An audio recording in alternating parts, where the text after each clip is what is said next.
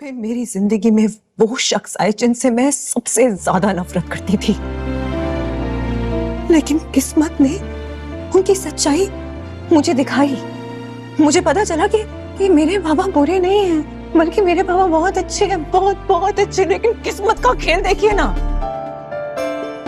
किस्मत मुझे कभी खुश देख ही नहीं सकती। देखिए ना क्या हुआ मेरे साथ। पहले सब कुछ दिया, लेकिन उसके बाद एक एक करके सब कुछ छीन लिया मुझसे, और मेरी आंखों में आंखें डालकर मुझसे कहा कि जनक, तू मेरे सामने कुछ नहीं है। अगर मैं चाहूं तो एक पल में सब कुछ खत्म कर सकती हूँ। तेरा वजूद, तेरी पहचान, तेरा अरमान, तेरा सपना, सब कुछ जला के राख कर दिया मेरी आंखों के सामने। जनक, लिसन टू मी। प्लीज अपनी किस्मत को इतना मत कोसो। समय के हिसाब से जो होना होगा ना, वही होगा। ना हम इससे लड़ सकते हैं और ना ही जीत सकते हैं। किस्मत की होनी को कोई नहीं टाल सकता। जो नाम देना दे दीजिए, किस्मत नियति। मैं इतना जानती हूँ कि इसने मुझे खत्म कर दिया। और अब एक तरह से बहस सी छिड़ गई है झनक और अनी के बीच हालातों को लेकर, और अब झनक के अंदर साहस ही नहीं रहा लड़ने की। जब माँ का साया मेरे सर से उठा था तो मैं अकेली पड़ गई थी। फिर वो साया वापस आया पापा के रूप में।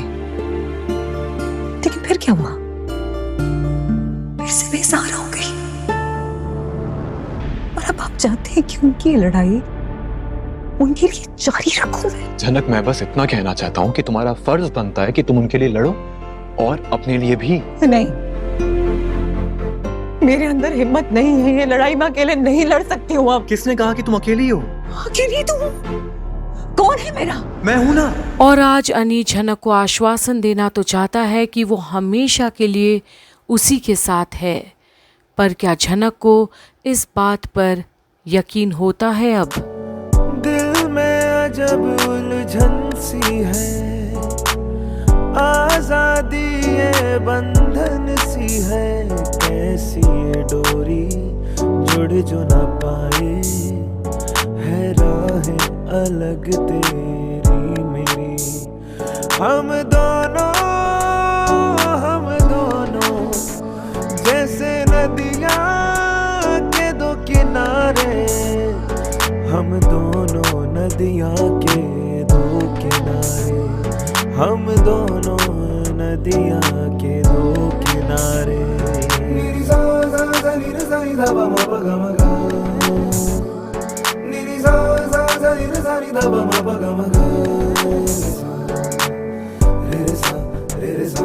और जहां हर बार झनक और अनी के बीच समय ठहर सा जाता है और वो दोनों एक दूसरे में डूब जाते हैं, वहीं हम सब जानते हैं झनक किस टाइप की लड़की है। अभी वो अनी के सर पर चढ़कर बैठी है ना, उसे वहीं से उतार के मैं अर्शी के कदमों तले पटक दूंगी, आई प्रॉमिस। लेकिन सबसे पहले मुझे बताने दीजिए इसे, मैं ऐसे झूठ नहीं बोल सकती। Arshi, you are right. तुमने अभी जो भी कहा, अनी घुमा फिरा कर वही बोल रहा था। वो ये कह रहा था कि इस दुनिया में ऐसे बहुत से रिश्ते हैं जो कामयाब नहीं होते। मेरा और अर्शी का रिश्ता कुछ ऐसा ही है।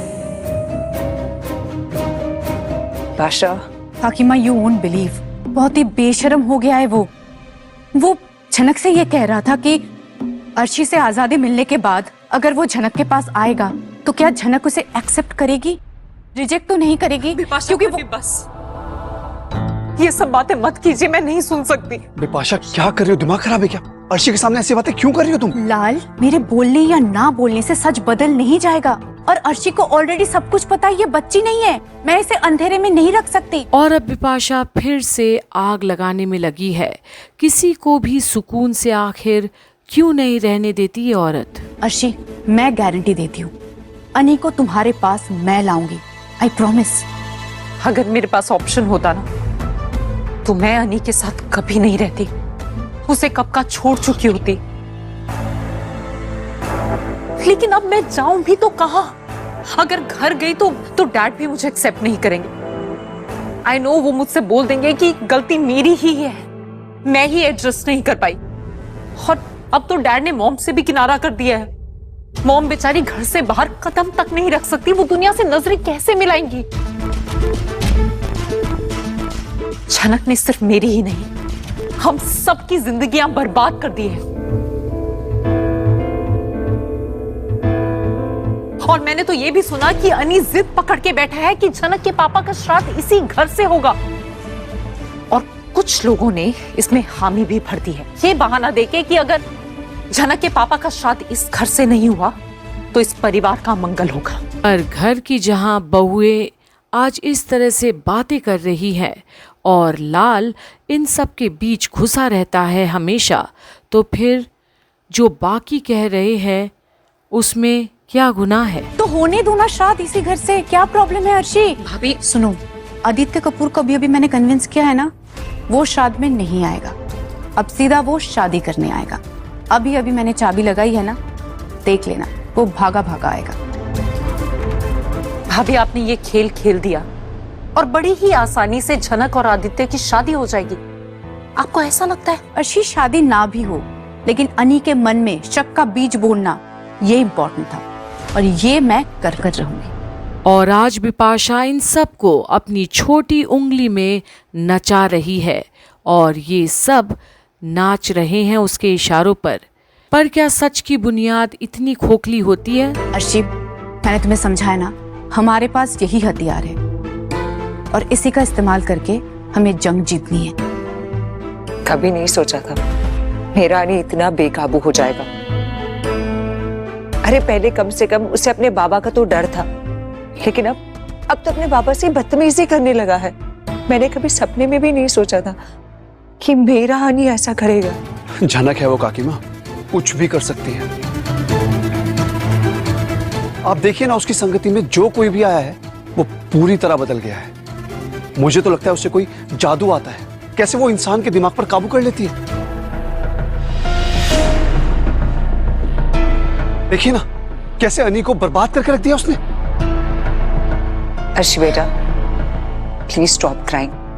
तुम्हें इस तरह से देखकर ना मुझे बिल्कुल भी अच्छा नहीं लगता है, प्लीज। अर्शी, रोने धोने का टाइम अभी गया, अभी जीतने का टाइम है। और बिपाशा तो ऐसे जश्न मना रही है जैसे कि उसने बाजी जीत ही ली हो और सब कुछ मुमकिन हो गया है। देखो, अब मैं इस जंग के मैदान में उतरी हूं ना, मुझे हराना इम्पॉसिबल है और मैं जीत कर रहूंगी, प्रॉमिस। ये सब चाल चलकर, झूठ बोलकर, ये गेम प्लान बनाकर अनी को मेरे पास लाया जा रहा है। सबसे ज्यादा बुरा मुझे इसी बात का लग रहा है। नहीं लगना चाहिए तुम्हें बुरा। अनी हमेशा से तुम्हारा ही था। हाँ, कुछ दिनों से वो दूर गया है ना, अगर वो वापस खुद से नहीं आ रहा है तो ये हमारी रिस्पॉन्सिबिलिटी है कि हम उसे लाए। देखो अर्शी, सीधा रास्ता आजमा के तुमने देख लिया, कुछ फायदा हुआ, तुमने बात कर ली, समझाने की कोशिश कर ली, लेकिन वो नहीं समझ रहा है तो हम क्या कर सकते हैं? अनी को हर्ट करने के अलावा हमारे पास और कोई रास्ता नहीं है। उसे इस हद तक हमें दर्द देना है कि झनक के नाम से ही वो नफरत करने लगे। और यही है बिपाशा के लिए असली जीत, अनी को ही बेबस बना देना और नफरत की बीज बो देना उसके मन में झनक के प्रति। और शायद अब सफल भी होगी वो, क्योंकि बड़े ही चालाकी से उसने ये खेल रचा है, जहां झनक अब भी अनजान है ये सब से। तो अब आगे आखिर होगा क्या, ये देखना ना भूलिएगा आप यहीं कंप्लीट बॉलीवुड के अपडेट्स में, जहां आप देख रहे हैं झनक की सारी अपडेट्स।